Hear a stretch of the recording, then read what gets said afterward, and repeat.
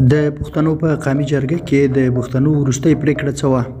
منظور پښتين څه وویل؟ ټول جزئیات راسره ویډیو کې وګورئ او چینل هم سبسکرایب کړئ. د جهان نیوز درنو لیدونکو السلام علیکم، ستړي مه شئ. خیبر کې د پښتنو قومي جرګې وروستۍ پریکړه، پوځ او وسله والې ډلې دې په 2 میاشتو کې دننه له پښتني سیمې ووځي. د پښتنو یو ملي لښکر دې جوړ شي، هر ګوند او هره ولسوالي دې 3 زره تنه غیر وسلوال ځوانان ورکړي. پر ډیورنډ کرښه د ټولې لارې بغیر له پاسپورټ او ویزې خلاصې شي. پر پښتون ژغورنې غورځنګ لګېدلي بندیز دې لرې کړی شي. په نورو صوبو کې دې له پښتنو سره امتیازي سلوک نه کیږي. د برق په 1 یونټ دې له 5 څخه زیاتې پیسې نه ورکول کیږي. د برېښنا له درکه چې پر نورو صوبو د پښتونخوا څومره پور دی ژر تر ژره دې ورکړل شي. د پښتنو بلاک شناختي کارډونه دې خلاص شي.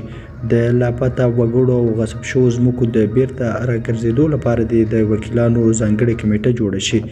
د پښتنو وسایل دې د پښتنو په واک کې ورکړل شي او کوم چې د قام په زیان وي هغه دې بند کړی شي. پښتانه د هیڅ چاته قلنګ نه ورکوي. قبایلي سیمو سره د مرستو ژمنې دې عملي شي. پوځ دې په عین کې مداخله نه کوي. د سوري دود دې ختم شي. د مذهبي او قومي شخړو د حل لپاره د جرګې اقدام وکړي. ټول سیاسي بندیان دې خوشي شي. د جرګې نیول شوي غړي دې خوشي شي. او که د جرګې ګډونوال له ستنېدو وروسته ونیول شول غبرګون به مو سخت وي. که کوم بې ځایه شوي خپلو سیمو ته تلل غواړي جرګه یې تر کلي رسوي. د جرګې اوسني 80 کسیزه مشران دې مستقل مشران وګڼل شي ترڅو ترسره شوي پریکړې عملي کړي. له افغان طالبانو د ورورۍ پر بنسټ غوښتنه کوو، نه د مداخلې پر بنسټ. د نجونو پر وړاندې د تعلیم دروازې خلاصې کړی شي.